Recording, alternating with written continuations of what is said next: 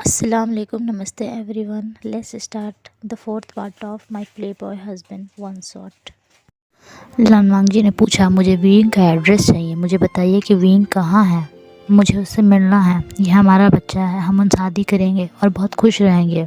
मैं बदल चुका हूँ, मैं उसका बहुत ध्यान रखूँगा। लेकिन मैडम यू इन सभी बातों से बिल्कुल भी सेटिस्फाई नहीं थी। इसीलिए वो कहती हैं कि मुझे क्या गारंटी है कि तुम बदल चुके हो, और क्या गारंटी है कि तुम फिर से वो सब नहीं करोगे। जिस बातों को सुन के वहाँ पर वांग जी के फादर आते हैं, क्योंकि वो लोग सब साथ में आए थे जियान मैंशन।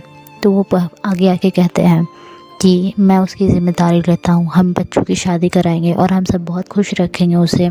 और मेरा वांग जी भी चेंज हो चुका है और ये बच्चा ये हमारा फैमिली का पहला ओमेगा होगा। प्लीज़ बता दो कि विंग कहाँ है, हम उसे अपनाएंगे, बहुत खुश रखेंगे।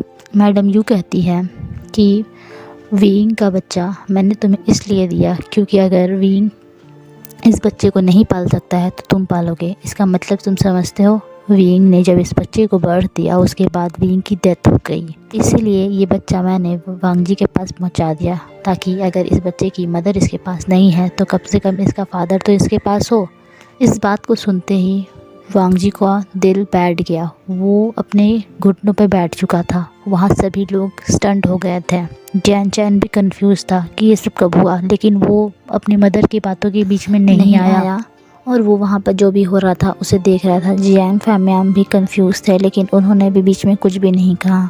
वांग जी रोने लगा, उसने माफ़ी मांगी और वो वहाँ से अपने बच्चे को लेकर चला गया। वांग जी ने इन 3 सालों में किसी भी ओमेगा को डेट नहीं किया। वो अपने किए गए कामों की वजह से शर्मिंदा था। वो अपने रूम में विंग की एक बड़ी सी फ़ोटो लगा के उससे रोज़ बातें किया करता था। उसने अपनी ओमेगा बेटे को बहुत ही प्यार से पाल पोस के बड़ा किया। वो अपनी कंपनी को भी संभालता था और अपने बच्चे को भी बहुत ही ज़्यादा प्यार करता था और संभालता था। और इसी तरीके से ये 3 साल बीत चुके थे। अब उसने अपने बेटे का एडमिशन एक अच्छे से एक स्कूल में करवाया था और विंग को भी मैडम यू बुला रही थी कि वो जियानचैन की शादी में आए। इसीलिए विंग भी अपने बच्चे को लेके वापस चाइना वापस आ गया और दोनों ने अपने बच्चों का एडमिशन एक ही स्कूल में करवाया। उन्हें नहीं पता था कि उनके दोनों बच्चे एक जगह पढ़ने वाले हैं। ना ही वांग जी को पता था कि विंग अभी भी ज़िंदा है और ना ही विंग को पता था कि उसका एक बच्चा जो कि ज़िंदा है और वो वांग जी के पास है। मैडम यू को पता था कि विंग कभी भी मूव ऑन नहीं कर पाएगा और वांग जी अगर मूव ऑन कर गया तो फिर विंग के लिए अच्छा नहीं होगा, क्योंकि विंग को शायद संभलने में टाइम लगेगा और वांग जी अगर आगे बढ़ जाता है तो विंग का दिल हमेशा के लिए टूट जाएगा और वो कभी भी आगे नहीं बढ़ पाएगा। इसीलिए ना उन्होंने एक बच्चे को वांग जी को दे दिया था ताकि वांग जी विंग को ना भूले, और बाद में जब इनका रिलेशनशिप अच्छा हो जाएगा तो फिर वो इन दोनों को मिला देंगी और इनकी शादी करा देंगी। और इस बारे में उन्होंने वांग जी के फादर को बता दिया था। हाँ, वांग जी के फादर को उन्होंने पहले बता दिया कि विंग मरा नहीं है, लेकिन वांग जी को ये बात नहीं बताई गई और उसे छुपा के रखा गया। वांग जी ने अपने फादर के बिज़नेस में बहुत हेल्प की और वो उसका बिज़नेस बहुत ही ज़्यादा उन्नति करने लगा। उन्होंने अपने ओमेगा डॉटर का भी बहुत ही अच्छे से ख्याल रखा। वांग जी बहुत ही ज़्यादा खुश था और उसने सोच लिया था कि फ्यूचर में वो अपने जैसे अल्फाज से अपने बेटी को प्रोटेक्ट करेगा। और वांग जी के दोनों बच्चे क्योंकि एक जैसे ही दिखते थे, सिमिलर थे, इसीलिए, और वो जुड़वा भी थे, इसीलिए जब एक दिन वांग जी अपने बच्चे को स्कूल छोड़ने गया और विंग भी उस बच्चे को अपने बच्चे को स्कूल छोड़ने गया था, क्योंकि विंग ने ये सोच लिया था कि अब वो चाइना में ही आके रहेगा। और क्योंकि वो आ चुका था, इसके बारे में वांग जी को कोई भी खबर नहीं था, क्योंकि वो अपने मेंशन से बाहर नहीं जाता था और वो वहाँ पर बहुत ही ज़्यादा अपने आप को कंजर्व करके रखने वाला पर्सन बन चुका था। अब वो पहले की तरह मुस्कुराता हंसता, पहले भी वो उतना मुस्कुराता हंसता नहीं था, लेकिन फिर भी मैं उसके अंदर एक थिरक थी, एक खुशी थी, लेकिन अब वो भी ख़त्म हो चुकी थी। वो बहुत शांत रहने लगा था, वो उतना ज़्यादा नहीं खुश रहता था, वो बस अपने बच्चे के सामने ही खुश रहता था। एक दिन जब वांग जी और विंग दोनों के बच्चे स्कूल में गए थे तो वांगजी और विंग जब अपने बच्चे को लेने जाते हैं, भले ये लोग एक दूसरे से मिले ना हो, टकराए ना हो, लेकिन इन दोनों के बच्चे एक जैसे दिखते थे और एक ही क्लास में थे। इसीलिए एक दिन इन दोनों के बच्चे वो दोनों बच्चे एक दूसरे से एक्सचेंज हो गए, क्योंकि वो उन दोनों का ही फर्स्ट डे था। वो एक दूसरे को देख के वो दोनों ही कंफ्यूज थे, क्योंकि वो छोटे छोटे बच्चे थे, उन्हें उतना बोलना नहीं आता था। 3 साल के बच्चे क्या ही बोलेंगे। और मैडम यू ने भी जानबूझ के एक ही स्कूल में उन दोनों का एडमिशन करवाया था। मतलब उसे पता था कि लंजन का बेटा कहाँ पर पढ़ रहा है, और इसीलिए उसने विविशन के बेटे को वहीं पर एडमिशन दिलवाया था। तो वो दोनों बच्चे एक्सचेंज हो जाते हैं। विंग जो बच्चा लंजन के पास था, अपनी ओमेगा डॉटर लानिंग को अपने पास लेके आ जाती है, और लांजान जो विंग के पास बेटा था आयुएन, वो उसे अपने साथ लेके आ जाता है। क्योंकि वो दोनों ही बच्चे थे और ट्विंस थे, इसीलिए वो दोनों एक जैसे ही दिखते थे।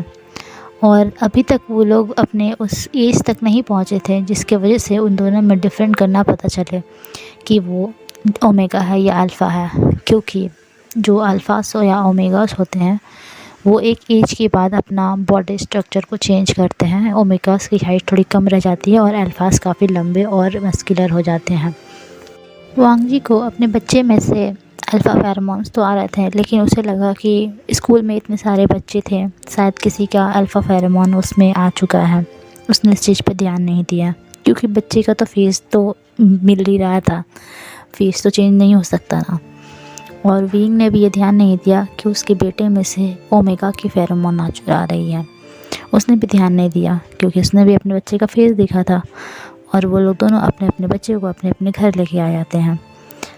वांगजी ये देख के काफ़ी कंफ्यूज था कि उसका बच्चा इतना शरारती कैसे हो गया। उसने अपने घर पे आते ही हर चीज़ को तोड़ना फोड़ना, कूदना फाड़ना और खेलना शुरू कर दिया था। क्योंकि विंग का जो आयुएन था वो काफ़ी शरारती और काफ़ी चुलबुला था। वही विंग ये देख के कन्फ्यूज़ था कि उसका अल्फ़ा बेटा इतना शांत कैसे हो गया, वो इतना शांत कैसे रहने लगा है। विंग ने पूछा, बेटा आयुएन, क्या तुम्हारी तबीयत ख़राब है? तुम ठीक तो हो? आयुएन बस अपनी आंखें उठा के विंग को देखता है और कहता है, मैं ठीक हूँ। और वो चुप हो जाता है और वो कहता है, मुझे भूख लगी है। और विंग ने कहा, इसे भूख लगी है? आयुएन तो कभी भी खाना नहीं मांगता है, उसे तो दौड़ दौड़ के पीछा लग लग के खिलाना पड़ता है। लेकिन वो ये सब देख के बहुत खुश था। उसने कहा, शायद दूसरे बच्चों का असर आ गया है तुम पे, मुझे तो तुम्हें रोज़ स्कूल भेजना चाहिए। यहाँ घर के लोग भी ये सब देख के बहुत खुश थे। वो बच्चे को खिला रहे थे और बहुत प्यार कर रहे थे। लेकिन मैडम यू को सारी बातें समझ में आ रही थी। वो बच्चा देख के ही वो समझ चुकी थी कि ये ज़रूर लान वांगजी का बच्चा है, क्योंकि वो कई बार लानी से मिल चुकी है और लानी का बर्ताव जानती है कि लानी कैसे रहती हैं। इसीलिए वो समझ चुकी थी कि क्या हो रहा है। वहाँ लंजा अपने बेटी से बहुत ही ज़्यादा परेशान हो रहा था। उसे समझ में नहीं आ रहा था उसकी बेटी, उसकी ओमेगा बॉय इतना ज़्यादा शरारती कैसे हो गया है। जिस तरीके से वो तोड़ फोड़ कर रहा था, ये सब देख के लंजा बहुत ज़्यादा खुश हो गया। उसने कहा, मैं तो तुम्हें रेगुलर स्कूल भेजने वाला हूँ। मुझे नहीं पता था कि एक दिन के स्कूल से तुम इतना ज़्यादा चुलबुला हो जाओगे। मुझे बहुत खुशी हो रही है। और सच में लंजा को ये सब देख के बहुत अच्छा लग रहा था कि उसका शांत रहने वाला बेटा आज इतना ज़्यादा उत्पात मचा रहा है। वो बहुत खुश था। और फिर इसी तरीके से बच्चों को संभालते संभालते अब रात हो चुकी थी। आधी रात को आयुएन ज़ोर ज़ोर से रोने लगता है और अपनी मम्मा विंग को खोजने लगता है। वो मम्मा मम्मा करके रोने लगता है। लांजान ये देख के बहुत ही ज़्यादा कंफ्यूज हो जाता है। अरे, इसे मम्मा कब से चाहिए और ये मम्मा को कब से चाहने लगा। और यही देख के अंकल चिरेन, वांगजी के फादर, और जेवजुन और उनकी वाइफ यानी मैंग्याओ भी उनकी शादी हो चुकी थी। वो भी कंफ्यूज होते हैं कि ऐसा कैसे हो सकता है, ये मम्मा को क्यों ढूंढ रहा है, इसने तो पहले ऐसा कभी कुछ नहीं किया। और दूसरी तरफ विंग के पास लानी ज़ोर ज़ोर से रोने लगती है और वो कहती है, पापा पापा पापा आप कहाँ चले गए, मुझे पापा चाहिए, मुझे पापा चाहिए। जो बच्चा सुबह से कुछ नहीं बोला था उसने इतनी रात को बोला। विंग बहुत ही ज़्यादा कंफ्यूज हो चुका था कि उसका बच्चा पापा क्यों मांग रहा है, क्या हुआ है। वो जब अपने बच्चे को चेक करता है उसे पता चलता है ये तो एक अल्फ़ा है ही नहीं, ये तो एक ओमेगा है। और उसे समझ में नहीं आया था उसका अल्फ़ा बेटा ओमेगा बेटा कैसे बन गया। और इसीलिए वो अपनी फैमिली की तरफ देखता है। मैडम यू आगे आती है, उस बच्चे को कंसोल करती है और कहती है हम तुम्हें पापा के पास ले जाएंगे। और वो जियान फैमियान की तरफ देखते हुए कहती हैं हमें विंग को सब सच बता देना चाहिए। अब लान मैंसन में लांजा अपने बेटे को शांत करने की कोशिश कर रहा था। उसे समझ में नहीं आ रहा था उसके ओमेगा डॉटर को कि क्या हो गया है, ओमेगा बॉय को क्या हो गया है। वो परेशान था कि आखिर कि अब कैसे उसे शांत किया जाए या क्या किया जाए। वो उसे कंसोल कर रहा था कि मम्मा मिल जाएंगी, मम्मा मिल जाएगी। उसे भी समझ में नहीं आ रहा था कि वो मम्मा कहाँ से लेके आ गया।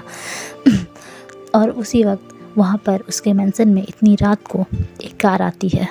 कार से विंग भागता हुआ निकलता है और वो भागते हुए डोर को नॉक करता है। लंजा को समझ में नहीं आता कि इतनी रात को कौन आ सकता है। मैंग्यान ने जाके डोर खोला तो देखता है कि वहाँ विंग खड़ा है। मैंग्या विंग को नहीं जानता था, सिर्फ उसने उसकी फ़ोटो देखी थी, इसीलिए वो थोड़ा सा कंफ्यूज होता है। लेकिन विंग इस सभी चीज़ों को इग्नोर करते भागते हुए जाता है और लंजा से अपना बच्चा को ले लेता है और उसे हक करके कंसोल करने लगता है। विंग के पीछे पीछे उसकी पूरी फैमिली, जियांग फैमिली आ रही थी और उनके मैडम यू के गोद में लान ई थी। लान ई अपने फादर को देख के ज़ोर ज़ोर से रोने लगती है और उसे जाके हक कर लेती है। लानजान भी अपनी बेटी को कंसोल करने लगता है और उन दोनों ने अपने अपने बच्चे को गोद में लिया हुआ था। दोनों ही अपने बच्चे को कंसोल करते हैं और उसे सुला देते हैं। अब कुछ देर बाद वांगजी ने विंग को ज़ोर से टाइटली हक किया हुआ होता है और विंग उसके से निकलने की कोशिश कर रहा होता है। वो कहता है लंजा मुझे छोड़ो, मुझे जाने दो। और वांगजी उसे बस पकड़ के बस रोए जा रहा था। वो कुछ बोल ही नहीं रहा था, बस वो रोए जा रहा था। विंग तुम जिंदा हो, बस वो यही कह रहा था। और दूसरी तरफ विंग जो बहुत ही ज़्यादा गुस्सा हो रहा था वो मैडम यू की तरफ देखता है और गुस्से से अपना चेहरा बनाता है और फिर वो उसे झटके से अपने से दूर करता है और बोलता है लंजा मुझसे दूर रहो और ये बच्चा मेरा है, ये दोनों बच्चे मेरे हैं और मैं इन्हें लेके जा रहा हूँ। वो उन दोनों सोए हुए बच्चों को अपने बाहों में लेता है और उसे लेके वहाँ से चला जाता है जियान मैंसन के लिए। लंजा उसे रोकने की कोशिश करता है पर उसे समझ में नहीं आता है कि यहाँ हो क्या रहा है। और तभी वो मैडम यू की तरफ देखता है और कहता है ये सब क्या हो रहा है। मैडम यू उसे सारी सच्चाई बता देती है कि उन्होंने ऐसा क्यों किया। सारी बातों को सुन के लान वांगी बहुत ही ज़्यादा गुस्सा हो गया। उसकी फीलिंग्स के साथ खेला गया। उसे यकीन नहीं हो रहा था उसकी खुद की फैमिली ने ऐसा किया, मैडम यू ने ऐसा किया, उन्हें समझ में आया। पर उसकी खुद की फैमिली को भी सब कुछ पता था, यानी उनके फादर को सब कुछ पता था, लेकिन फिर भी उन्होंने कुछ भी नहीं बताया, जिसकी वजह से लंजा बहुत ही ज़्यादा गुस्सा हो गया था। लेकिन अभी उसे अपने गुस्से से ज़्यादा विंग को मनाना था। उसे यकीन नहीं हो रहा था कि जिससे उसने मरा हुआ समझा, जिसकी यादों में वो रहता है, वो जिंदा है और उसका एक खुद का बेबी है, मतलब एक और बेबी है। इस बात को सोच सोच के उससे और खुशी मिल रही थी और वो बेबी उसके जैसा है, मतलब उसका बेबी अल्फ़ा है और इतना ज़्यादा शरारती है। ये सोच के वो तो एकदम फूले नहीं समा रहा था। उसने सोच लिया था कि वो तो विंग को मना के ही रहेगा और वो विंग के पीछे पीछे दौड़ पड़ता है। वो उसे रोकने की कोशिश करता है, उसे समझाता है विंग प्लीज़ रुको रुको, मेरी बात सुनो, आई एम सॉरी जो कुछ भी हुआ, मुझे यकीन नहीं हो रहा कि तुम ज़िंदा हो, तुमने कभी मुझे कांटेक्ट करने की कोशिश क्यों नहीं की। और विंग तो बहुत ही ज़्यादा गुस्से में था। उसका खुद का बेबी उसे 3 सालों से मैडम यू ने उसे छुपा के रखा, नहीं बताया और अब बता रही है। इसकी वजह से वो बहुत ही ज़्यादा गुस्से में था। घर पे बच्चे के चेंज होने के बाद मैडम यू ने सारी बातें विंग को बता दी थी, जिसकी वजह से विंग बहुत ही ज़्यादा गुस्सा हो गया था मैडम यू से। उसके बाद उसने उनसे बात भी नहीं की। वो चाहता था कि वो अपने बेबी को ले और वापस यूएस चला जाए, लेकिन अब लंजा उसके बीच आ रहा है। इस बात से उसे बहुत गुस्सा आता है और वो लंजा से कहता है कि अभी वो उससे बात नहीं करना चाहता है, बच्चे सो रहे हैं, आवाज़ से जाग जाएंगे। वो ड्राइवर को कहता है कि ड्राइवर भैया गाड़ी निकालिए और वो गाड़ी में बैठता है अपने दोनों बच्चों को लेके और वो वहाँ से चला जाता है।